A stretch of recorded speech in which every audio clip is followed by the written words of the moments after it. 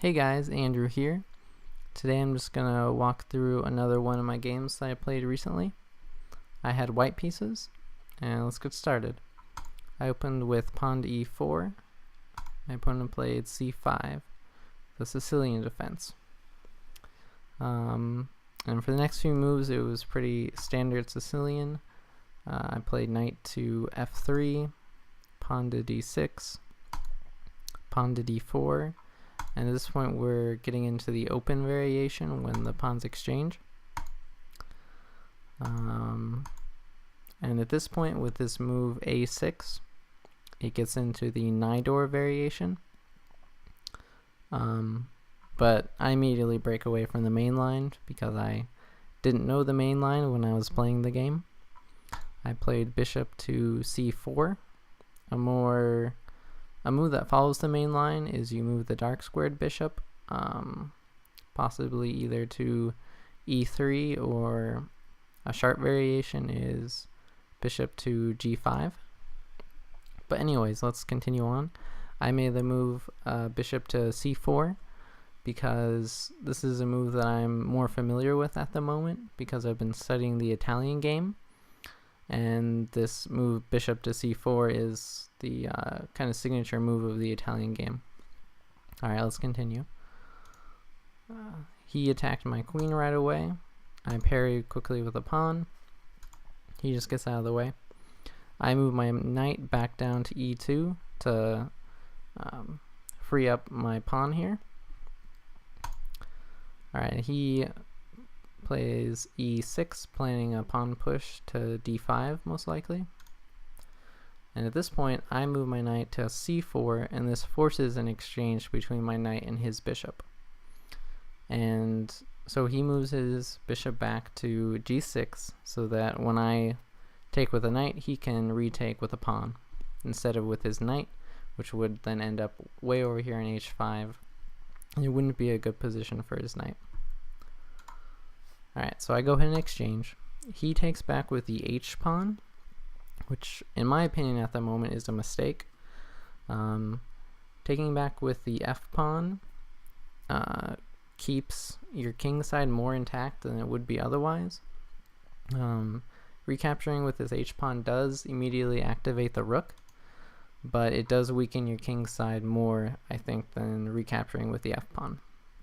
Alright, let's continue. I should note though at this point, I am one of the imbalances of the game is that I have two bishops and he has two knights, and so at this point he should be trying to close the game in with his pawns, locking out the center, not allowing my bishops to be used to their full potential. And what I'm planning on doing is pushing these center pawns and ripping open the center so that my bishops can reign supreme in the middle. Alright, so I go ahead and pin his knight with my bishop on g5, and it works out even better because he recaptured here with the h pawn, and now he can't push my bishop off so easily. So he goes ahead and breaks the pin right away with his bishop. So I begin pushing my pawns, getting ready to rip apart the center so that my bishops are better than his knights. And it also opens up this diagonal for my queen. Alright. Now this is a mistake, I think, on my opponent, and he resigns quickly afterwards. If we just take a quick look at this position, you can see that I have four attackers on d5. I got my bishop, my knight, my queen, and my pawn. And he only has his queen, his pawn, and his knight. And so at this point, I think my opponent realizes once I go ahead and start the exchanges that he's made a mistake. So I go ahead and take, he takes back, I take with my knight. I should note here that I retake with the knight so that if he goes ahead and continues exchanging, I'll have the bishop pair and be even in a better situation. Alright, and so at this point my opponent resigns because he's realized that he's made a mistake and he's going to be down a pawn no matter what.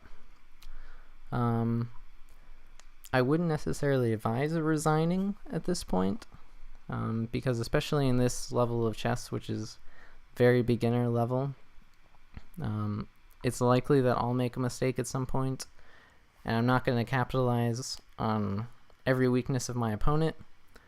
But I can understand why he would resign. It's easy to get frustrated and overwhelmed when playing chess. So I'm just going to go ahead quickly and just show maybe what would have happened if he continued with the exchange. Knight takes knight, bishop takes knight. Maybe he goes ahead and exchanges bishops. And at this point it almost looks like he can regain a pawn with queen takes on g5, but I have the move bishop takes on b7, attacking the rook. So at this point I'm still up a pawn. If we take a quick look, we can see that black has no queenside protection for the king and doesn't have a super great kingside protection.